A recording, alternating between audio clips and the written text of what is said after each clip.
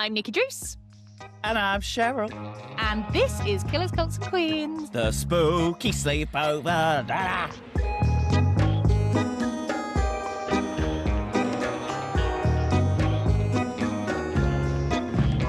Hello, and welcome to Killers, Cults and Queens. It's time for the Spooky Sleepover. Yes, indeed. It's our weekly chat show where we catch up on this week's antics, discuss our rabbit holes of the week, and debrief on this week's case of Season 5 of KCQ. But before we dig our holes and head underground, how's your week been, Shez? What have you been up to? Well, famously, bank holiday here in the UK. Yeah, it was. It was a good one as well, wasn't it? The weather. The weather was not so good. It had its moments. On Sunday, I was sitting out enjoying the sunshine with many a beveragino in the sunshine with my family. But I don't know what it is that the bank holidays just seem to bring people together. I think because everybody's got the little time off work, haven't they? And everyone's like, right, I don't want to squander this. I want to do something fun with it. Yeah, I feel like I was a social butterfly all weekend. Didn't work one bit. And hence the beard.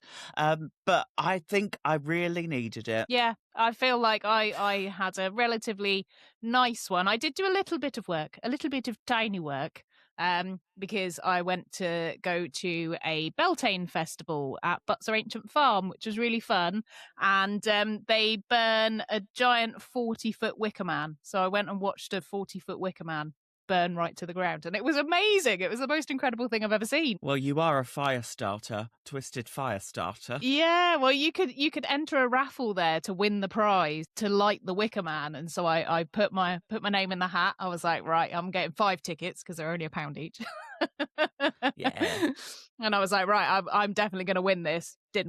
Didn't win it, but I really wanted to, really wanted to. But it was amazing. I had such a good time, and I met the May Queen, and we had a good old natter, and I went to a talk all about the history of Beltane and the fire festivals and things of olden days and the pagans and all of that sort of stuff. And yeah, I had a lovely time. What is Beltane? So Beltane is the kind of transition from the cold part of the year into the warmer part of the year. So it's not Easter. So it's a little bit afterwards. So it's the May celebrations. So basically, the way that I've heard it be explained, which really makes sense, is the spooky season into the sexy season. You got me there and then. Absolutely. I like the fact that there's only 2 seasons, so spooky and sexy. And sometimes they're happening at the same time. Yeah, exactly. So Beltane was an old festival that was celebrated by the pagans and the druids, and it was all to welcome in spring and to basically bid winter farewell. So winter is Sashay away. Yeah, so back then, winter would have been a difficult time. Not everybody would have made it through winter. You wouldn't have necessarily had food the whole way through winter. But as soon as you get into Beltane and things, everything is starting to spring up and you're getting more crops and more food. So, yeah, it's like the, yay, we survived the winter festival. To be honest, sometimes I feel that. I think this winter was horrendous. Mm-hmm. That maybe I should have come to the Beltane festival. You should have. You would have had a lovely time. Could have danced around in our flower crowns and our face paint. We would have had an excellent time. with a whiskey in hand. Yeah. Sounds like a beautiful time to me. Oh, well, you obviously mentioned that we are in May now. It is the May season. But we all know what happens at the start of May. And obviously, the Metropolitan Art Museum has their annual Met Gala. Now, did you see any of the looks that frequented the carpet this year? The only ones I saw were Bad Bunny and Heidi Klum. Those were the only ones of notoriety. Oh, okay. Was everybody else crap? No, I wouldn't say they were crap. There were some absolutely fabulous looks. I think Beyonce absolutely stunted with her message of all bodies are beautiful, and she was wearing this skeleton dress. Oh, nice. That sounds like me. Rhinestoned and crystalled. It was fabulous. But I was highly disappointed. For a theme of fashion is art, there is so much archival fashion pieces, so many Mugler pieces that could have been pulled upon. Even like McQueen, where he did the live painting with the android Yes. Yeah, yeah, guns. yeah. If somebody stepped out and wore that piece and as it was from archives, still with the same paint all over it, or even an up-to-date version that they had paint guns on the runway, If I they would did it have on the carpet, that would be amazing. exactly. But I was just disappointed that there was just lots of pretty dresses. Not to toot my own horn, but we had a runway of work of art on Drag Race UK versus the World. I obviously didn't get to wear mine because I got the chop, but I was so proud of my look. It was a call to Salvador Dali's Lobster Telephone. Oh, amazing.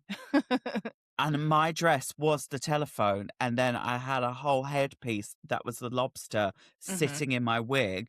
And I was just like, there was so much that designers could have pulled upon. They went too literal fashion Mhm. when this whole thing is about art. And I don't know. I thought it was a missed opportunity for lots of people, but hey, maybe that's the drag queen in me. Well, I was going to say they need to get the drag queens as stylists, don't they? That's what they need to do. For something like that, where the Met Gala is super campy, I think it would really benefit from people that are way more creative with their fashion. And what's more creative than a drag queen? Anna Winter, I'll be waiting for my call. Get the bob out now.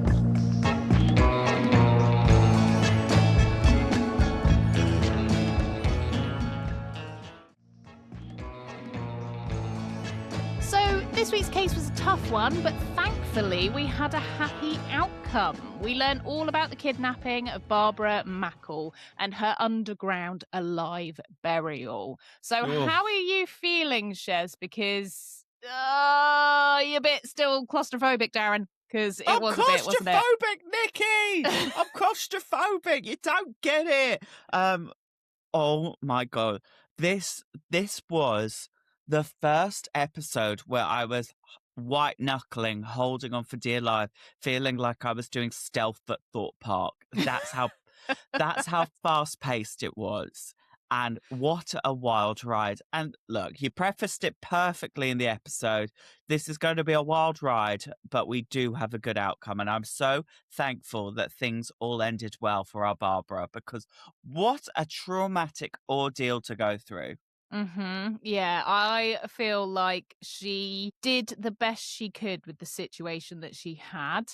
And Yeah. I am still so proud of her for just getting on with it. She did so well and she kept her spirits up that whole time. She was Jingle singing, bells, yeah, jingle singing her bells. Christmas carols, keeping her spirits up, rationing out her food, rationing out her water. Like I feel like she properly had it under control. And this is something that I didn't end up putting in the episode, but they actually ended up picking her for the reason that they thought that she would be able to mentally cope with it, because they did apparently check out a couple of other heiresses as well.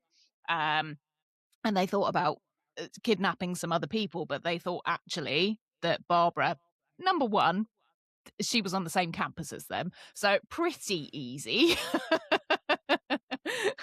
So Just I look think on the that's doorstep. yeah, but I think that they ended up saying actually, you know, she can handle this and she'll be fine with it. Which it shouldn't have ever happened, but if they were going to pick anybody, I feel like Barbara had it. She really, you know, she just continued with that positive attitude and just managed to get out of it. And I know there were times when she didn't feel like that. And I know there were times when she was seeing giant spiders and getting really scared, but she still just kept on going and still had that thought in her head of, I'm going to see my family again. I'm going to see my family again. And that she did. Could you imagine Paris Hilton in that situation? I think she's quite a tough cookie. So I think she'd probably be all right, actually. Yeah.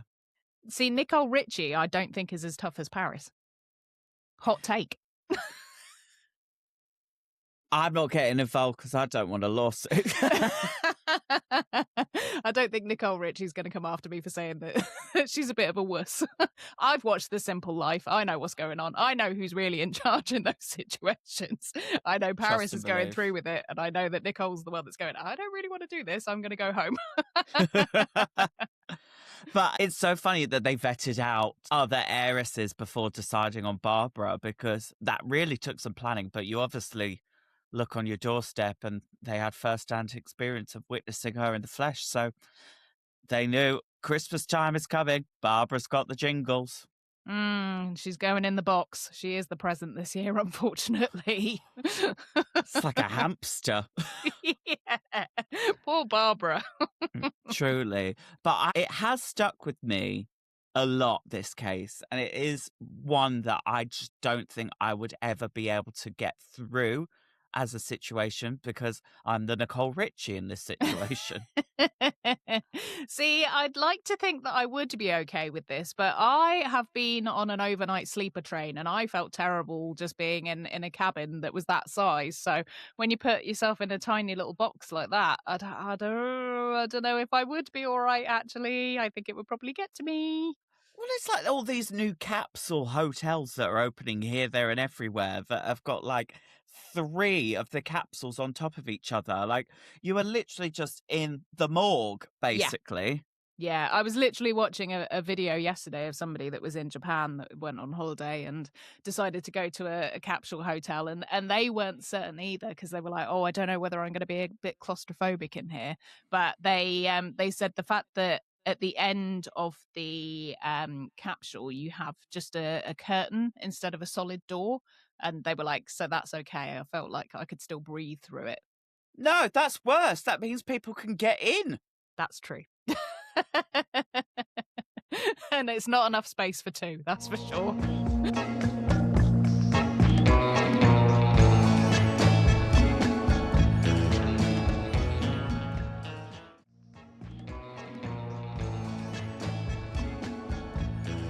All right, it's that time of the week. It's time for our rabbit holes of the week, what we've been lost in. Now, I want to kickstart this week because I have not stopped listening to my rabbit hole of the week. Oh, I'm intrigued. Do tell. Now, Nikki, how do you feel about books? Oh, I'm a book reader. I do love an audiobook. Audiobooks are, I would say, better for me to consume with, I think, possibly a bit of an attention deficit problem than reading books, because I end up reading the same sentence over and over again, and then I start thinking about where I want to go on holiday next. So, yeah, I do like a book. Yeah, well, I wish I could read books, but I am the exact same as you. I do not have the attention span. So I have been loving audiobooks. Now, I should really get into some fictions, but I just keep going from autobiography to autobiography, especially when it is read by the author and the person its story it is. Now, I could not believe my eyes when I clicked on this audiobook and learned that the book that I was about to listen to was read by the one and only Liza Minnelli. Oh, Oh, amazing. I was screaming. Now, I had heard intel that this autobiography was like a double feature. It Uh-huh. was like a double of whatever anybody had written before for a length of a book. And normally you can gauge with your audiobooks, it'd be like, oh, 8 hours, 9 hours. Do you want to know how many hours of Liza Minnelli there are? Can I guess? Sure. I'm going to say 13. Higher. 23. Lower. Oh, 18. 18 hours of her incredible life. And do you know what?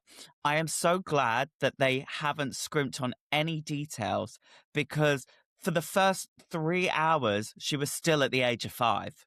Wow. I'm slightly exaggerating, but like there was a lot of detail from her childhood with her mother and her father. I don't even think people actually can gravitate to the enormity that she was a child of two powerhouses of the Mm-hmm. golden age of Hollywood, like Judy Garland and Vincent Minnelli, icons, best friends with Frank Sinatra. Mm-hmm. You know, these are legends that she is talking about in this book.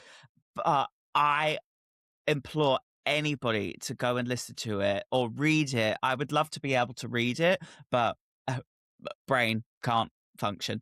So I'm currently on chapter 8 and I am living for every single second because we've just got up to the era of her second stint in rehab, Mm. and just the pure vulnerability that she is telling all these stories just really harks on that she is not holding back, sitting there at 80 years old telling these tales. We talk about her tales of times at Studio 54, partying with the greats, Halston, Andy Warhol, her career highs from winning the Oscar for Cabaret to the vocal damage of her voice, and most importantly, the honesty with every single relationship and marriage that we have Mm. gone through. I'm currently only on marriage number 3 in the book, but just to do a brief synopsis of her first marriage, she married one of her absolute sweethearts, Peter Allen. And one day she walked in to find him being bummed by another man. Oh, okay. Well, that's quite a revelation, isn't it? I know. And she did not know what to do. So she just stood there in disbelief. No crying, no shouting, no nothing. Just pure shock as the top scurried out and Peter scurried towards her. And they stayed married for quite some time after this. Wow. But they obviously turned a blind eye to each of their antics. So it's just a tale of loving somebody unconditionally that you can look beyond, but also uplift and support them in their journey, in their honesty and their chapter in life. And Peter Allen ended up being such a pivotal part of Liza's life all the way through all of her relationships. When she won the Oscar, he was there in the audience all the way up until when he died. So it's just such a beautiful tale because I look back at my life, and whilst I've only been doing this crazy nonsense for 10 years, a Mm. lot has happened in 10 years. And I hope at some point I can take the time to write and tell the tales of my early drag career, the crazy antics that happened in my childhood, the behind the scenes tea that happened on Drag Race that only we know about. Like, I would love to share that with the world. So, fingers crossed for the whole truth and nothing but the truth by Cheryl. Is that what you would call your book? It's a working title. Okay, yeah, because we often quite have the joke of we'll be saying just silly things and we'll come up with our biography title or our next album title and that kind of thing. So it's quite often sort of silly things, you know, if there's like something like the grease in the oven tray. And we'll be like, oh, well, that's the name of my next album. What, it sounds grease in the oven tray? Nikki Druce and the grease in the oven tray. You know, I'm because fine. it sounds quite, you know, gritty, doesn't it? That kind of thing. So yeah, just little things like that when they crop up, we're like, oh, that's your album name. Oh, that's your book title. So yeah, you'll have to find them in the everyday. In the everyday. Well, what have you been lost in, my angel? Well, this week there's been a piggy problem Oink oink. in Poland, a Polish piggy problem. Because rampaging on the streets of Poland at the moment, there are currently 3,000 wild boar that have decided to escape a forest and are just running around in Poland and just having a great time, just going through all the bins, ripping things apart, chasing people. They've gone on quite the rampage. So there have been, unfortunately, some hunters have had to intervene to take some of these piggies out. But it has just been the breeding season. So there has been a big boom and there's piglets everywhere and these wild boar running around. So there's been several videos popping up online one of which is very interesting, and I don't understand what is going on. But there is one of those, the Elon Musk style robots, the ones that are running around, those. Yeah. There's one Those. of those chasing some pigs, and I don't know why the robot isn't involved. But yes, so these pigs have been running around. But this is not the first time this has happened, because do you know about the time that Shakira was attacked by a wild boar? Never. And I would love to know about Shakira's conflict with a wild boar. So you know how Shakira has lived in Barcelona? She was Is that there. when she was doing the tax dodging? I think it was, yeah. So she was having a little stroll through a park one day and enjoying herself, I think, with her daughter, a child of hers, and was wandering around. And these two pigs came out of nowhere and they stole her handbag. So probably a designer bag. They nicked it out of her hand. She fought this pig, and then it ran at her, knocked her over, and she was obviously concerned with protecting the child, so she let them have it. So somewhere out there in Barcelona is a pig with a designer bag. It's not just a bag, it's Prada. Piggy Prada. Double P, Piggy Prada in Poland. So that's what's been going on at the moment in the animal world. It's all been a little bit chaotic. Pigs everywhere. It is the breeding season, so I'm sure it's probably happening in Spain as well again, because it seems to happen every year. They come into town because they want more food, and it's much easier to get it from the bins and that kind of stuff. So they just rampage on these towns. But unfortunately, a few of them do get taken out. So yeah, it's just something that happens in a different part of the world. We're quite lucky that we only have a small handful of wild boar in the UK, so it's not likely to happen here. But yeah, it's the potential is there. The potential is there, but it hasn't happened We're more yet. likely going to get attacked by a parakeet. I would say parakeets or pigeons, yeah. Yeah. But yeah, so that's been my rabbit hole of the week.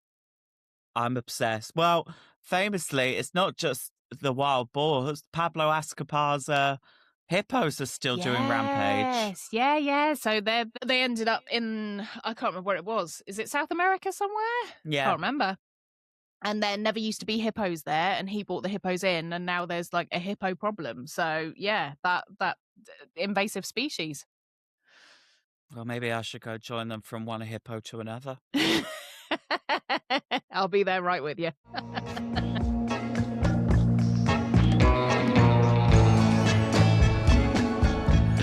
Well, that's all for now, divas. Remember, you can get in touch on Instagram at Killers Cults Queens, and come and see us over on YouTube at Killers Cults Queens, where we're now publishing our episodes in video format every week. And you can now watch our episodes on Spotify too. And if you want to get our episodes ad-free and a day early, then make sure you join us over on Patreon at patreon.com/Killers Cults Queens. And if you've got a bit more to say, or you want to suggest a topic for a future episode, then please email us at killerscultsqueens@gmail.com. And don't forget to join the conversation in our Spotify and YouTube comments too. We really do read every single one. And whilst you're there, why don't you give us a 5-star review or a thumbs up? It really does make a difference, and we'll love you for it. See you next time, and don't be a killer or join a cult. Just be a queen. Goodbye. Goodbye. Wow, wow, wow.